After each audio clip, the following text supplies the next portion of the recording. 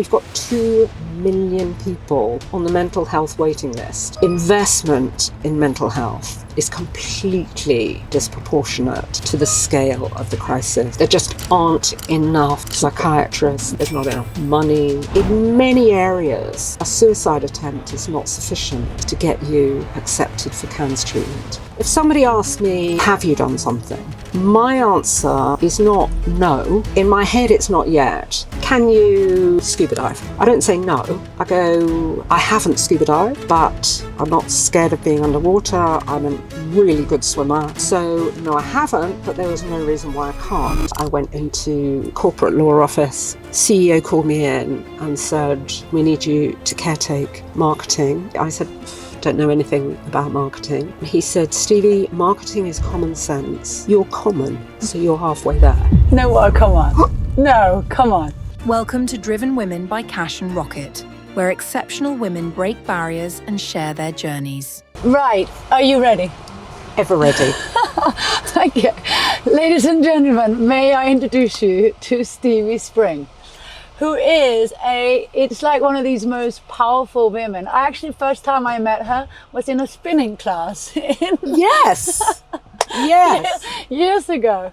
And then I realized, I was seeing her getting through these incredible hardcore classes at God knows what in the morning. So she was also one of the most powerful women in marketing and strategy here in this extraordinary market. And now I'm going to ask you, how did this whole career start? And why that? Accidental tourism, mostly. When I'm describing my career to people who don't know me, I always talk about a sort of dual career that then came together, because from the age of 16, literally, I had a not-for-profit charity for those not in the sector, and a for-profit commercial concurrent.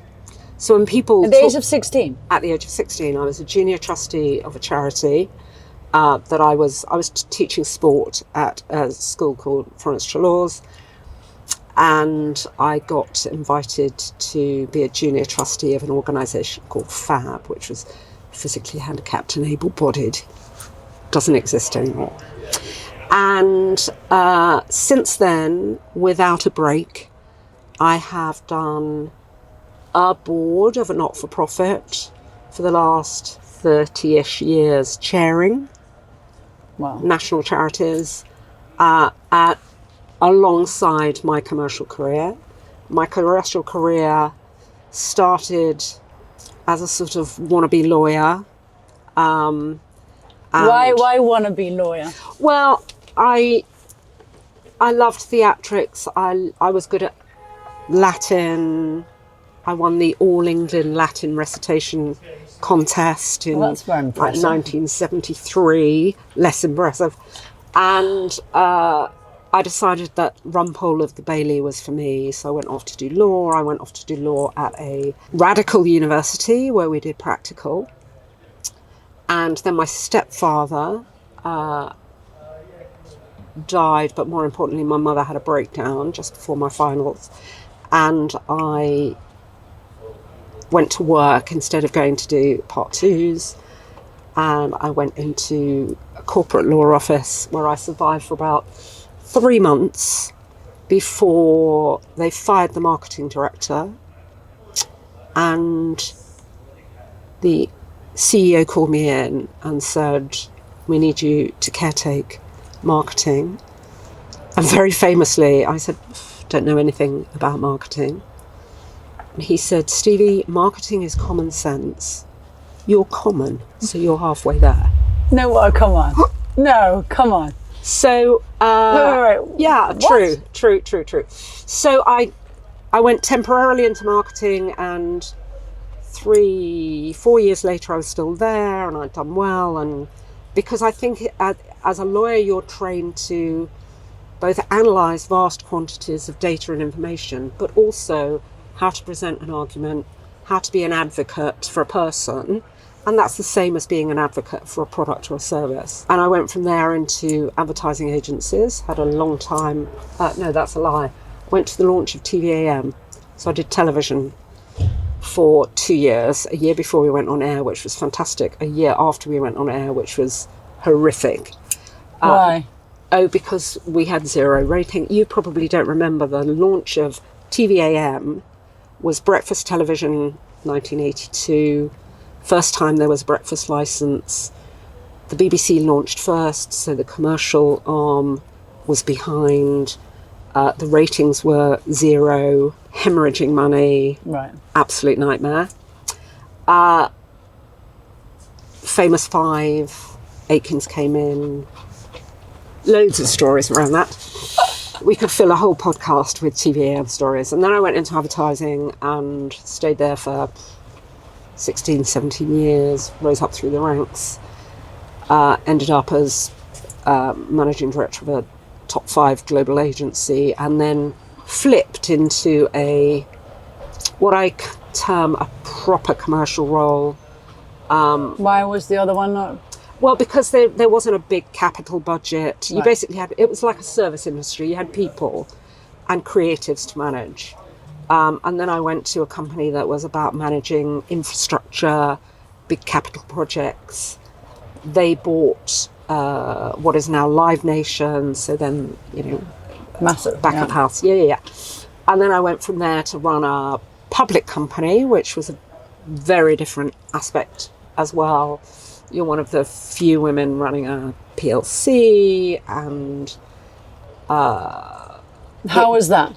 it was great. It was really great, very interesting. It was a publishing company. About a third of the revenues were from the States, but this was 2006 when I went, beginning of 2006. So then 2008, crash, US business collapsed in a nasty heap because online advertising could be cancelled straight away. Wholesalers went bankrupt all over the place. Nobody knew where anything was. All a bit of a Shit show. shit show. Sorry. That's the word. It was a shit show.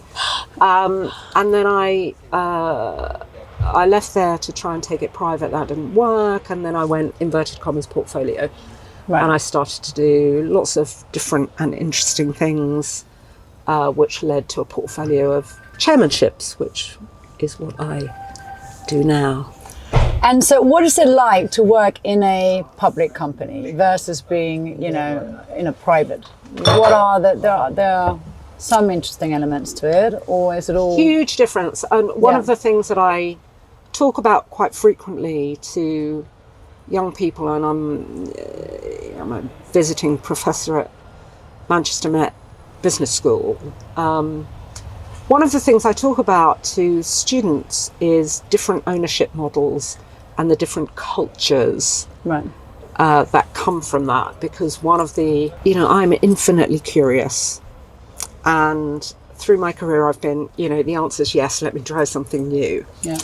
You like a challenge. I like a challenge, but I've worked both as an exec and a non-exec. I've worked, in public, private, not-for-profit, government, private equity, partnership, LLP. Yeah. So right across the board, and each of those ownership models has a different expectation. Right. Both in terms of the time horizon. If you're working in a private equity, you've gone in on an acquisition, you've got 3 to 5 years Yeah. to transform the value of that company And then exit. Yeah. and then exit in a way that leaves upside potential on the table, but hopefully gets a 3x Yeah. for the investors. If you're doing a public company, you have, if it's in the States, quarterly reporting here, twice a year reporting. You've got to hit the targets. You've got to hit the numbers. You can't lot of do pressure. stuff under the wire. And it's much, much harder to invest out of P&L. It's much easier to get an acquisition through that's, that's accretive than say, okay, we're going to invest 50% of this year's free cash flow into this acquisition over there, because the city just looks at it and goes, oh, you've halved the EBIT forecast, and on the potential, I've got to trust you to deliver that's going to be earnings accretive over time. So those pressures are very different. And then you get into a cooperative, which is de facto owned by its members. Right. And that has a much more, a lot of companies talk about triple bottom line reporting, right, and their ESG and their social impact. But a cooperative really does look at what's our impact on society, what are we doing for our members. You haven't got an external shareholder to worry about, and you can talk to your members about where investments are making a broader difference to the communities in which they live and operate and serve. Private enterprise is completely different. By private, I mean owner-occupier, where you've basically got a single shareholder on the whole. Yeah. You may have a family group shareholder. And again, that's, I think, where you've got an owner-occupier, if you're working in that company, it feels like family. Yeah. And it can be and you're part of it. And you're part of it or not. Or not, yeah. Or not. You can join, and, it's a bit like a heart transplant. You can be rejected very quickly if you're not aligned. Yeah. So I think that, different business models have parts of culture very different. And the time horizon and how you're managing the asset base is different. But it's kind of created you with all the experience, with, you've tried everything. I mean, you've not been scared of going out there and say, okay, I'll give it a go. Yeah. So I think with that journey, there's a lot that other women could learn from and get the guidance. Because I think in most cases, we are scared of taking that challenge sometimes. Well, I think the difference is, on an answer's yes, now what's the question? I've always believed that if somebody asked me, can you do something? Or have you done something? My answer is not no. In my head, it's not yet, if it's something that is skill transference. So a silly example. Can you scuba dive? I don't say no. I go, I haven't scuba dived or dove, but I'm not scared of being underwater. I'm a really good swimmer. I can equalise, I can equalise. I love being in the water.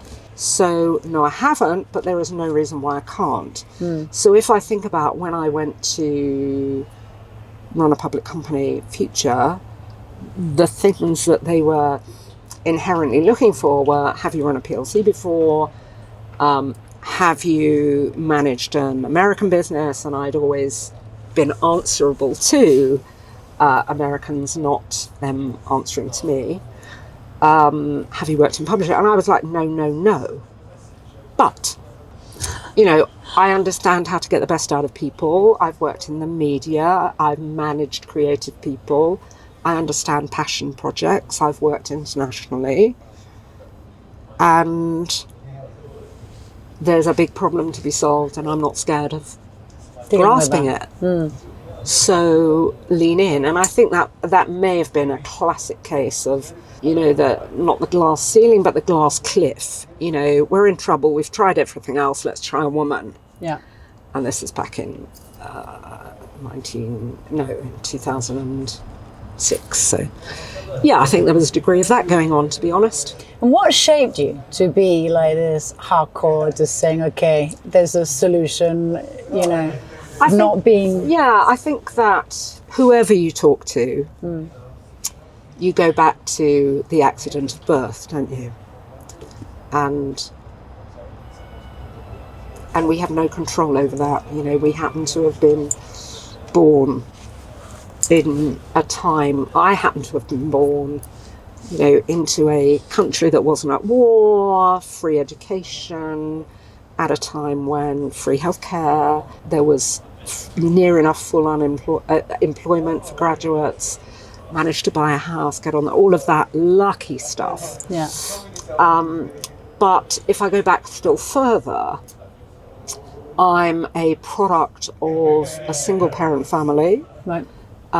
My dad, because my mother had severe mental illness, and she left home when I was 9 months old. So my sister and I were brought up to puberty and our teens by my dad, who was a clerk on the railways, went part-time to be able to look after us. We lived in a tiny railway flat backing onto the Euston line.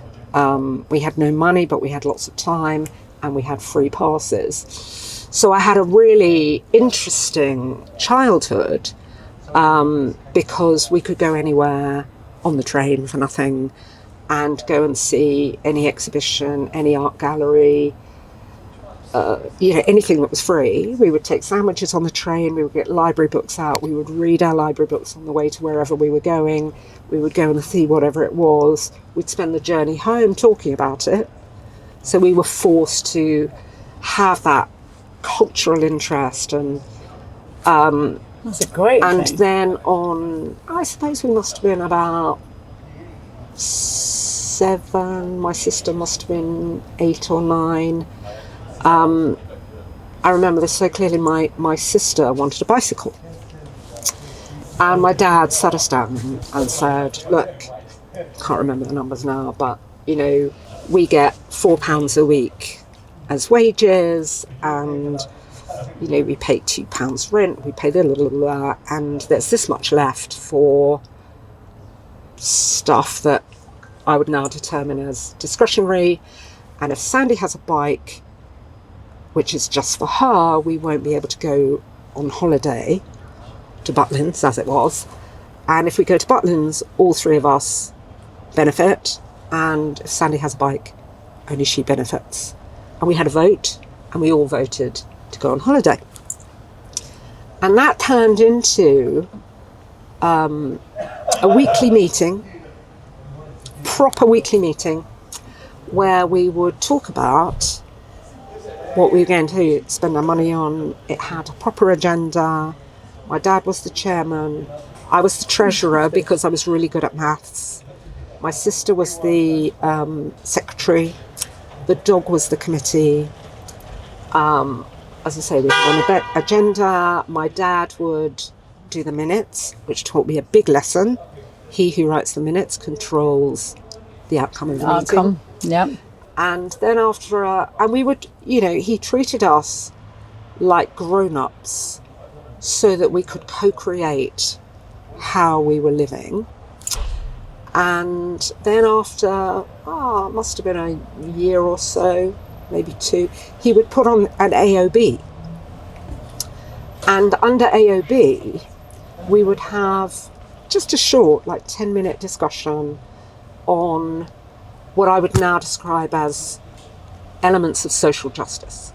So we would talk about the National Health Service, we would talk about campaign for nuclear disarmament, we would talk about racism, Right. we would talk about family who lived across the road, the Yanakus, and so clearly they had 11 children, they had a grandmother, the parents, 1 bedroom, basement flat.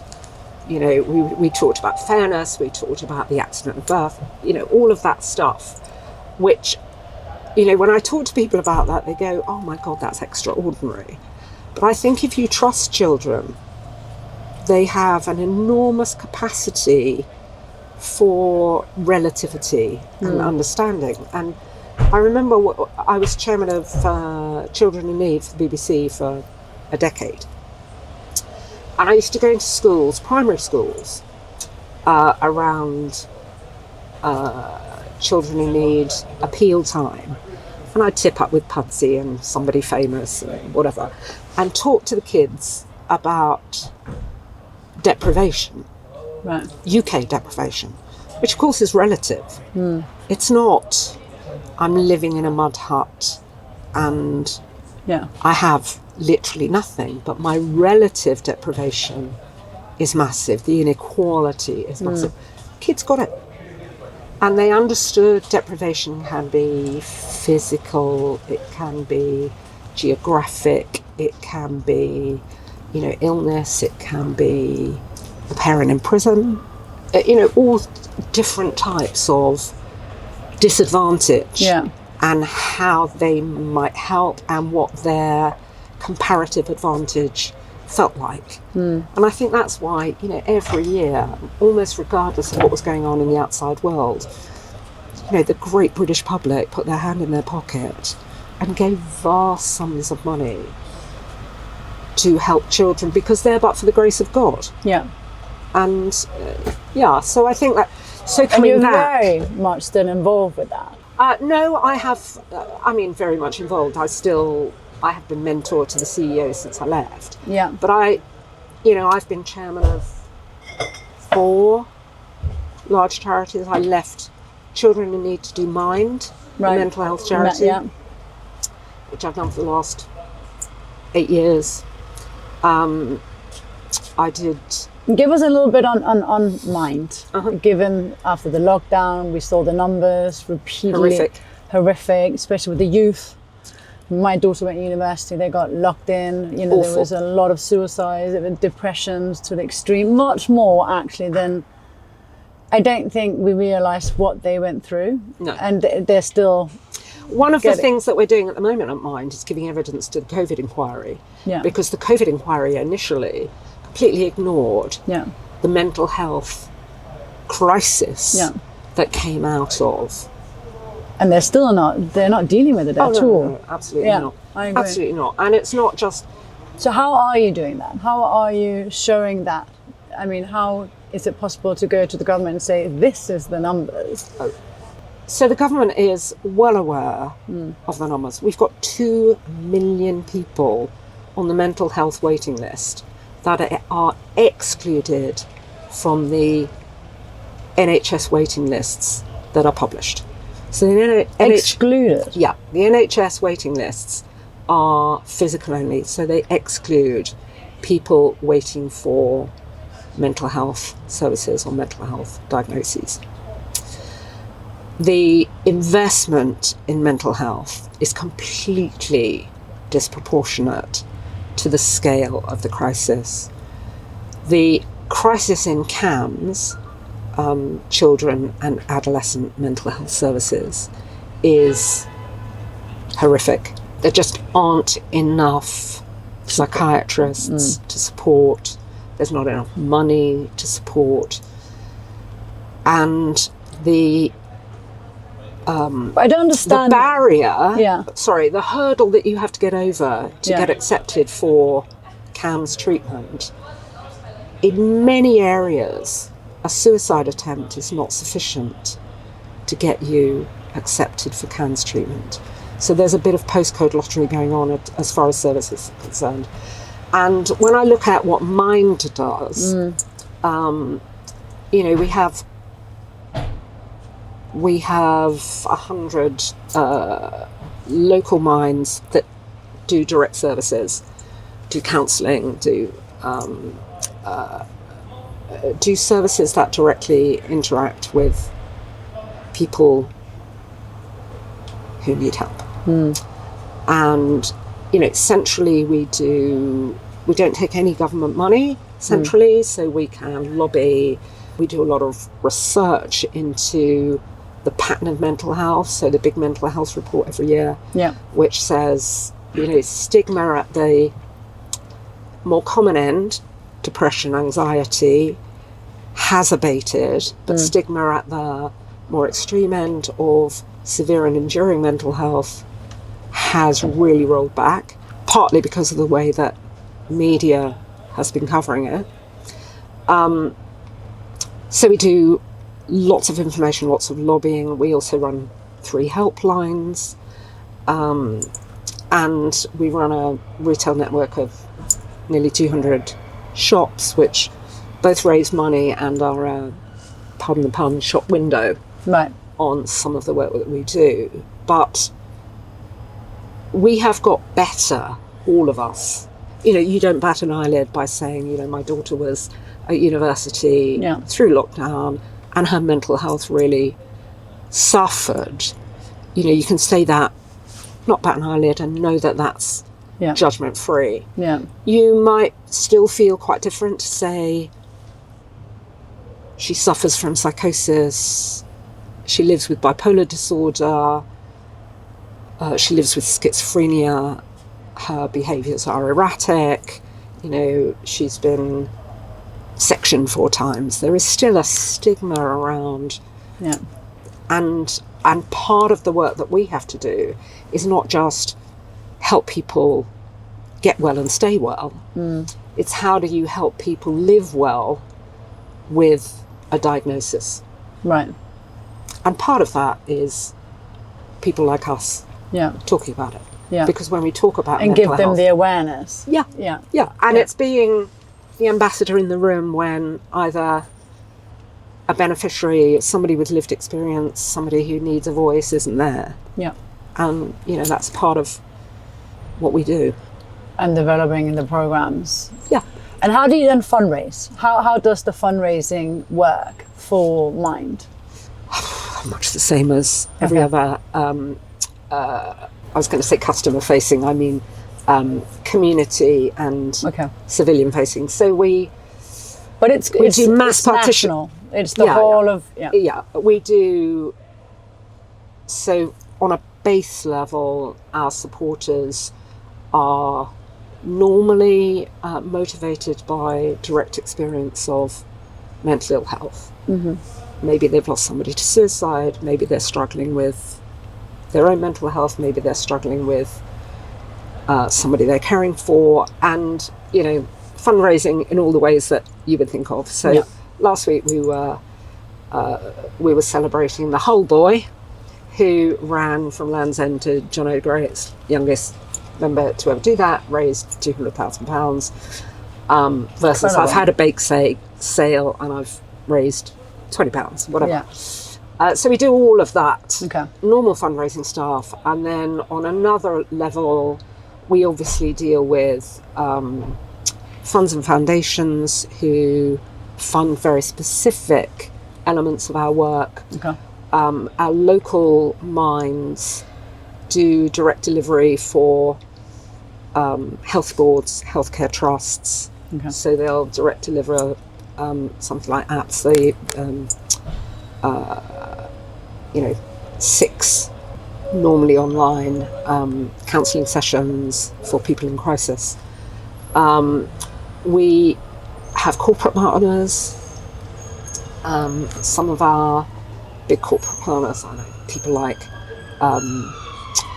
Motorway Services Station. I mean, lots of corporate partners do twofold fundraising for us, both through colleague base and through their customer base. And that's not just about fundraising, that's also about in-work mental well-being. How do you look after your colleague base? How do you raise awareness of what a mentally healthy workplace feels like? Do you think that the companies within the UK are giving enough to charities? I mean, do you think that there's a strong structure and a belief in giving back? Like in the US, there are tax schemes, there are a lot of benefits that really maximizes why they, you know, I went to a gala in New York, they raised 24 million in 20 minutes. I mean, extraordinary amount. Right people in the room. And then you sit here and you're scraping through so to get that. There's always a question around high net worth giving. And I think high net worth individuals on the whole are incredibly generous within their passion projects. but they are also generous depending on who's asking. So you went to that fundraiser because somebody asked you to it, that you were basically giving via somebody that you know and love and trust. So a lot of it is who's doing the ask. Within the charity sector, there is always you went to a fabulous gala and you raised 24 million. It cost 3 million to put on. Why not just write me a check for 2 million quid or whatever? And I think that denies some of the interaction of altruism. Very little of what we do is pure altruism. Much of it is a payback, maybe not necessarily, a fun night out, because you probably needed dinner like you need a hole in the head because you've got 360 to go through the year. But, it's a network event. It may be something that you feel passionately about. So I think, there are all sorts of measures about, there are on corporate partnerships. Every charity in the UK, and I suspect in America as well, when a corporate or even an individual offers a donation, there's always a committee somewhere going, should we accept this? We've seen it in the cultural sector specifically. Should we take Shell money? Yeah. Should we take money from Barclays? Didn't they start out supporting apartheid? Should we take money from Unilever? They make a lot of money out of palm oil. They're destroying the forests. Yeah. I have quite a liberal attitude to that, which is, if it's legal, and if it can do good, let me invest it. Yeah. Let me take it, because it's an investment in doing good. Yeah. And particularly at and the the moment, impact that it will have. Well, particularly at the moment when, whatever the reasons, and without getting too capital P political, there is no government money. Yeah. The combination of the financial crisis, the COVID crisis, Brexit, blah, blah, blah. The list is very long. The list is very good, long, war in Europe, la, la, la. And, even if you go internationally, if you look at the desecration of the international aid budget that went from 0.7% spent internationally to 0.5% of a much lower number, to 0.4% to 0.3%. And I'm spending an awful lot of that much diminished number in the UK, for the UK.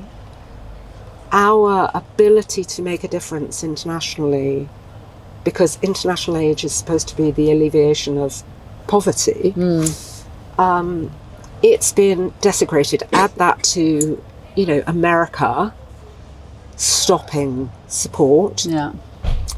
And the world looks a very dangerous place. And all that's doing is fueling and adding to economic migration, which none of the host countries are currently coping with the scale of.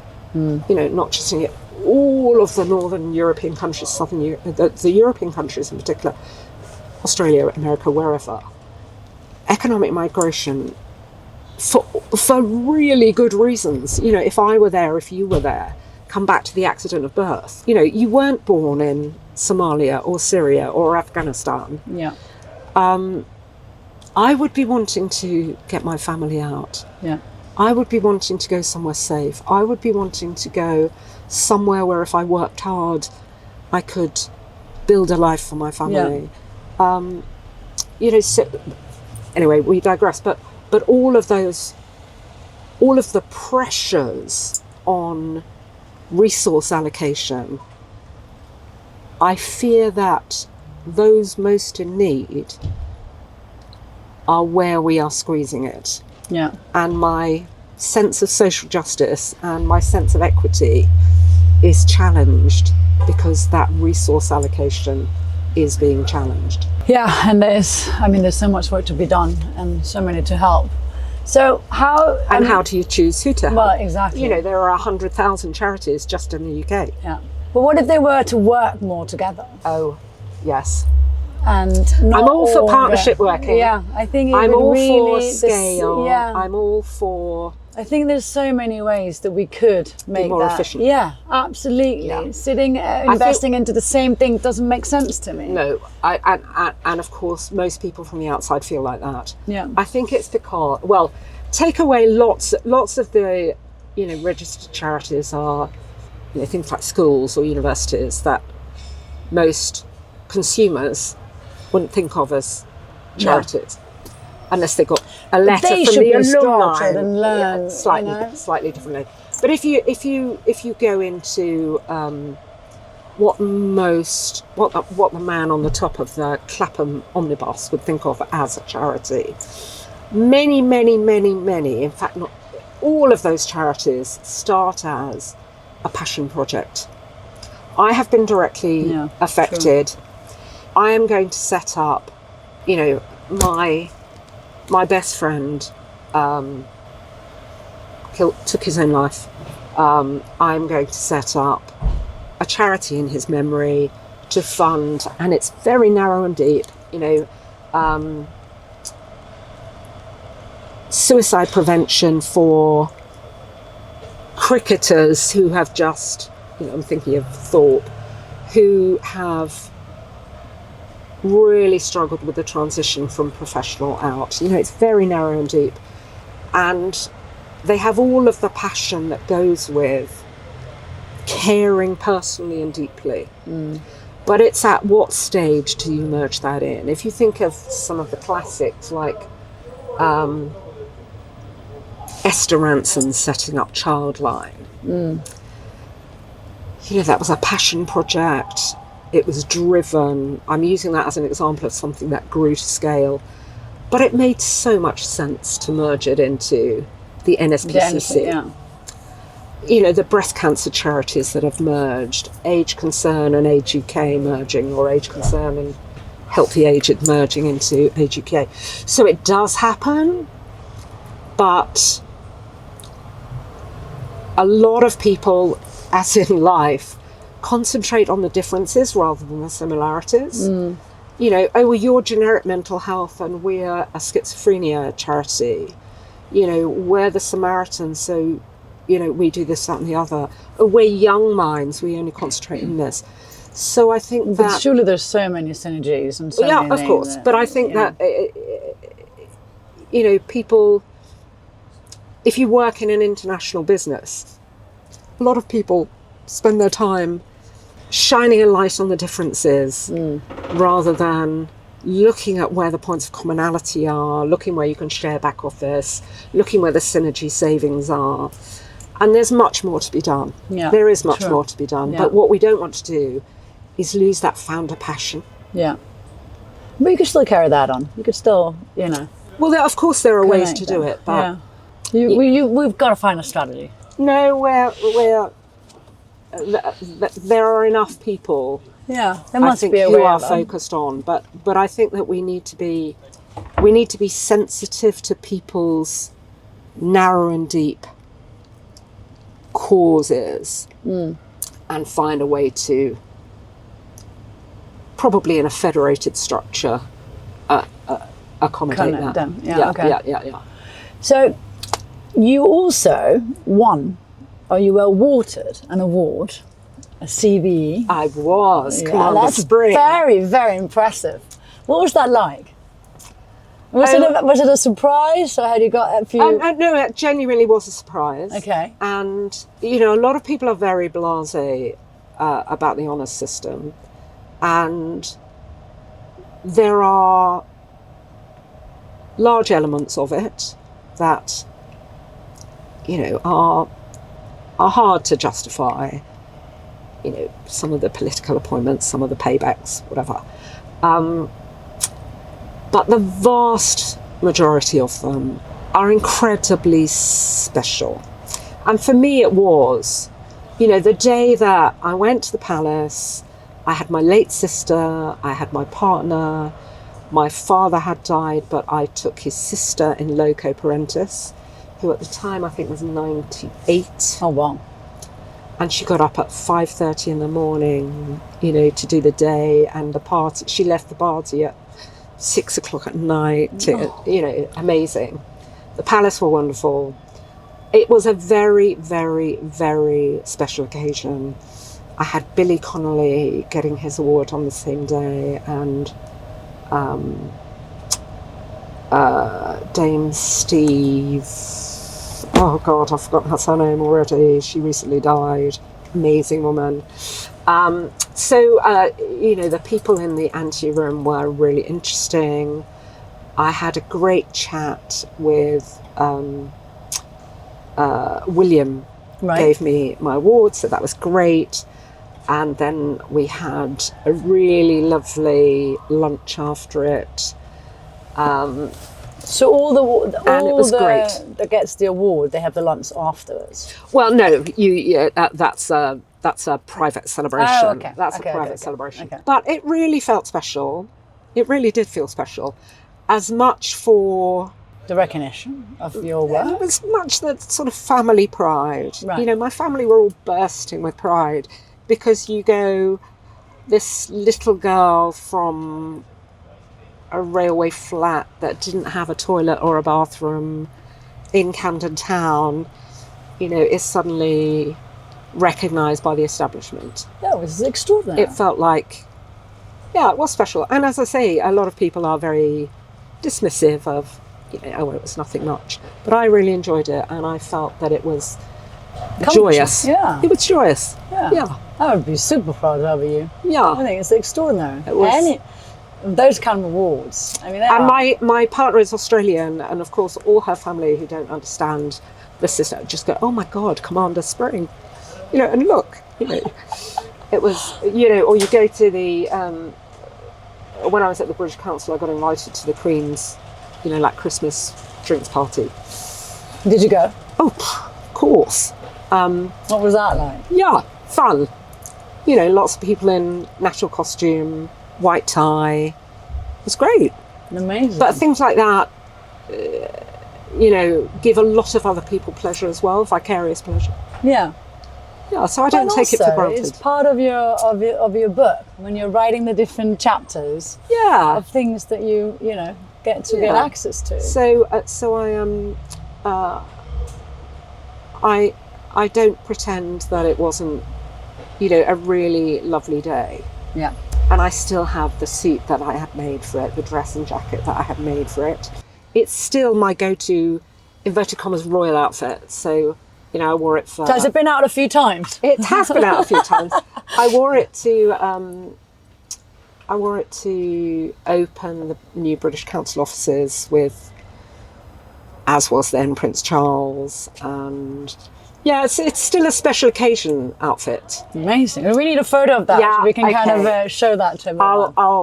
I promise you, because I feel good in it. Yeah. You know, certain And red is so powerful. powerful. Just like all the Cash and Rocket cars, they're all Exactly. red. And when we take In fact, in... it is the Cash and Rocket red. Well, there we go. It's Another excuse to be wearing it. Absolutely the Cash and Rocket red. I love it. Perfect. I love it. So tell me now you are working within the music industry. I am. So last time I saw you were doing our nails, I had to take off my collar and basically follow what you were doing. And you were after some concert or... I was off to Glastonbury, I think. Yeah. Yeah. So So now I am chairman of an organisation called PRS for Music, which Yep. is the Regulator. Performing Rights Society commercial arm. Okay. And the Performing Rights Society is basically a cooperative Right. owned by all of the rights holders in the UK, writers and publishers Right.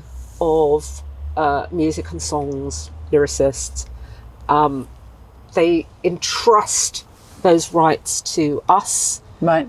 to make sure they get value for them. So everything from negotiating music rights with all of the main broadcasters, Netflix, ITV, BBC, all of the radio stations, all of the concerts, live, your gym, your hairdresser, and all points in between. And we sell the licenses, collect the money, distribute the money.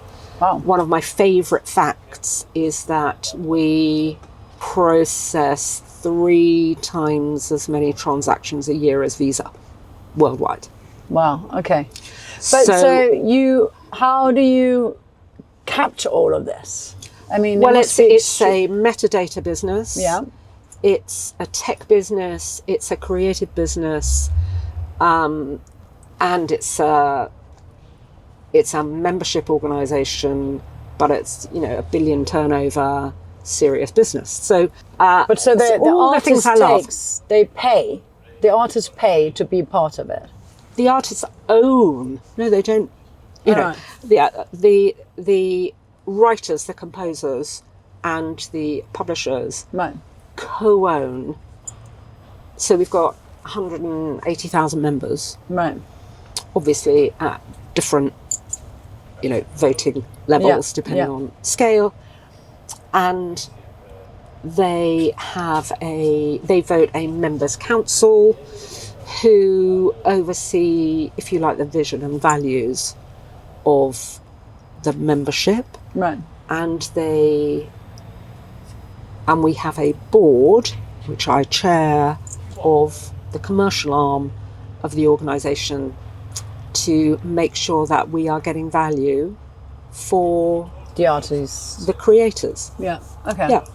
Yeah, because there's been so many things over the years. Yeah. Someone like Taylor Swift, where she basically took it back from the everything publishers. back, and there's been lots of fall and calm, and Yeah. So we are co-owned by both the creators. Right. So you think of Taylor Swift as the writer, right, and somebody has the publishing rights as well. Right. She took those back from Sony and redid it. But again, as a consumer, I still thought of the creator as a Lennon and McCartney, or Elton John and Bernie Taupin, or Guy Chambers and Robbie Williams. I think of 2. On an awful lot of our copyright system, we're dealing with 10 co-writers. Right. We're dealing with samples that may have another 5 writers. We're dealing with 5 different publishers, because each of those have different, so it's a very complex copyright picture. Right. A lot of, and copyright de facto and the copyright directive, there's a lot of legalese in what we do, but there's also a lot of sex and drugs and rock and roll, but without the drugs. Yeah. And without the sex. Okay. Rock and roll. Okay. We talked about Glastonbury. Glastonbury was one of my favourite things before I joined PRS, because I love live music. Yeah. All sorts. Really eclectic taste. But Glastonbury, when you've got your own stage. Yeah. And, you've got the Kaiser Chiefs playing on it, is another level. And, just before Christmas, I had the honour of giving Raye an award at the Ivors. Yeah. It's pinch me moments. Yeah. I love it. Yeah. I love it. And a lot of what we do, again, we have a PRS foundation to help young musicians. We have a PRS fund, which is basically a benevolent hardship fund. A